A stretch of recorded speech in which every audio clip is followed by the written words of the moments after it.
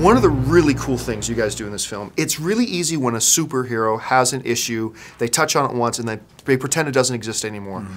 With Steve Rogers, this whole thing about his morality, his being out of place in time, these are issues you guys chose to carry through in this film. Talk about the decision to do that and how you wanted to portray it. Sure. Well, that's one of the things we really got to explore in this one better than the other films, you know. In the beginning of the first movie, he's obviously a good man and he just wants to fight for his country, but it's physical limitations that are preventing him from getting what he wants. And then in the Avengers, you know, you obviously have this radical change in time and place, and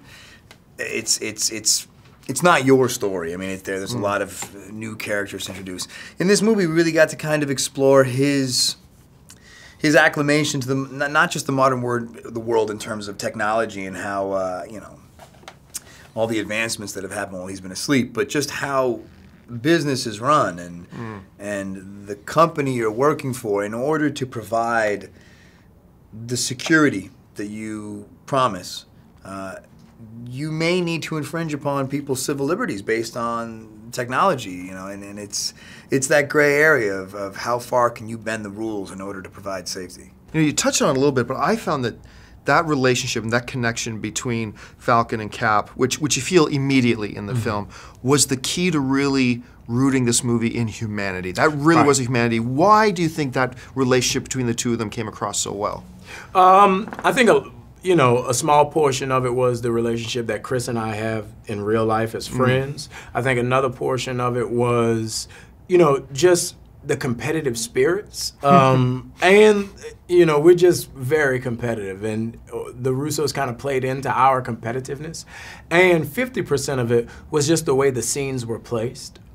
You know, there was a lot of shifting going on in editing with this movie, putting scenes in certain places. So you wanted that relationship between the two of them to build. You wanted that admiration from the Falcon to turn into respect for Cap. And, you know, the placement of the scenes, direction really is what gives us the story that we have, and the Russos did a great job directing us into that relationship. Marvel is developing this really weird habit of screen testing guys for one role and then making them iconic in others. We saw that happen with Tom Hiddleston with Loki. You actually went in and screen tested for Captain America originally, and now you're Winter Soldier. How did that all come about? I mean, it was just, again, it was just one of those day-to-day processes. I mean, I went in, I think I went in probably about 3 or 4 times. Didn't work out. I was really bummed at the time. And then a couple of days later, I got this phone call. Listen, come in, let's discuss this role. I mean, for me, because my background in Europe, I'd never grown up with the comic books. So I actually, when I was auditioning for Steve Rogers, I never read any of the comic books, and I didn't want to because I thought, actually, it's better if I just walk in with a clean slate. And so, that being said, I didn't know anything about Bucky Barnes whatsoever. So when I sat down with these guys and they're actually telling me the story and where the character goes, I was like, wow, this is, I might have gotten, you know, pretty lucky in this situation, actually. So, in terms of Captain America, I mean, he's very old school in that whole thing, where Steve still thinks that freedom is a principle that everybody in this country should have, and they shouldn't be held at gunpoint to say, you know, you're free. Dig it. And you go, yeah, okay, I'm free. And Nick is of the opinion that, well, you got to kind of keep a gun on everybody just because you never know what they'll do. You know, Cap still has that faith in his fellow man that Nick just does not have.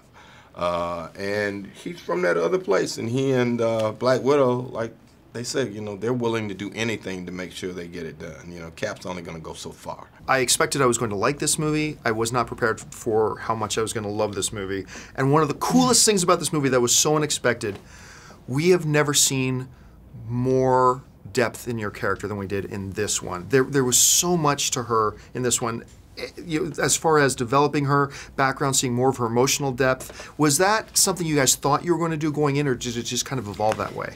Well, first of all, I'm so glad you liked the movie as much as you did, so that, you know, already ingratiates me to you. And, you know, I think we see a bit of this backstory of the Widow here in this film. We'll see more of it in Avengers too, but really what we get to see in Winter Soldier is, again, like you know, to echo what you said, her kind of emotional depth. You know, this is a character who, for her entire career.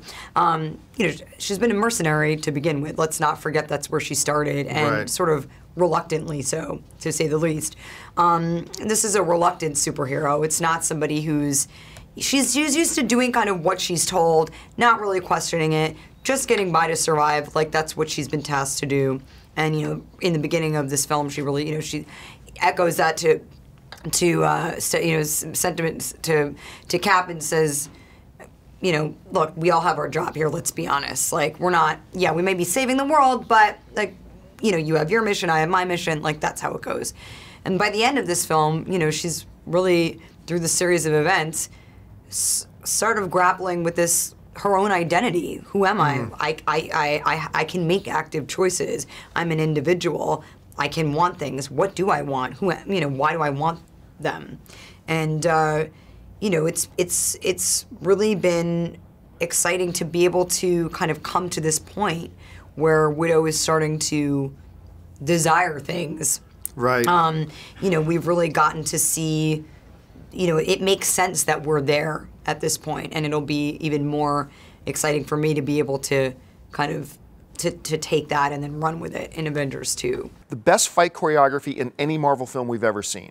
Like, it was just amazing. It wasn't just, I kind of expect that because of George St. Pierre, but then when it came Right, down if he's to this, in it for sure. Yeah. I mean, God. But then we see Winter Soldier fighting Cap multiple times through the film, and the fight choreography is always just insane. Talk a little bit about the experience shooting those scenes. Well, it's funny that you bring up George St. Pierre, right? Because we know him by his amazing fighting skills, but actually also George St. Pierre had to sort of like learn this new way of fighting because he's used to, you know, real fighting. And movie fighting is going to be very different. It's actually really exaggerated.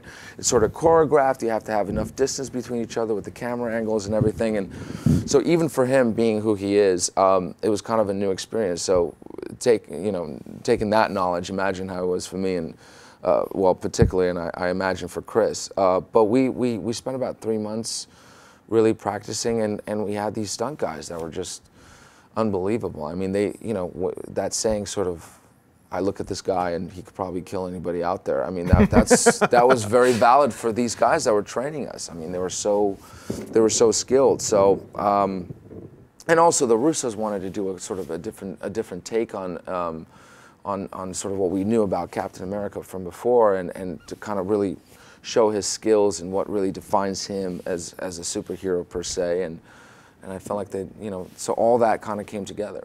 Scarlett's someone I've known for years. Scarlett's like a sister, so we have a certain comfort. You know, there's automatically going to be a certain ease that we have when we're on set and off set. Mackie, I mean, he's just, this is like what? This is the third movie I've done with him as well, so there's a bit of an old, you know, the second I met Mackie, we kind of hit it off right away. So everyone on this movie, even Sebastian, Sam, none of these people is my first time working with them. Listen, congratulations on the film. It's my favorite of the year so far, and we cannot wait to have it on AMC screens. Thanks. Thanks a lot, man.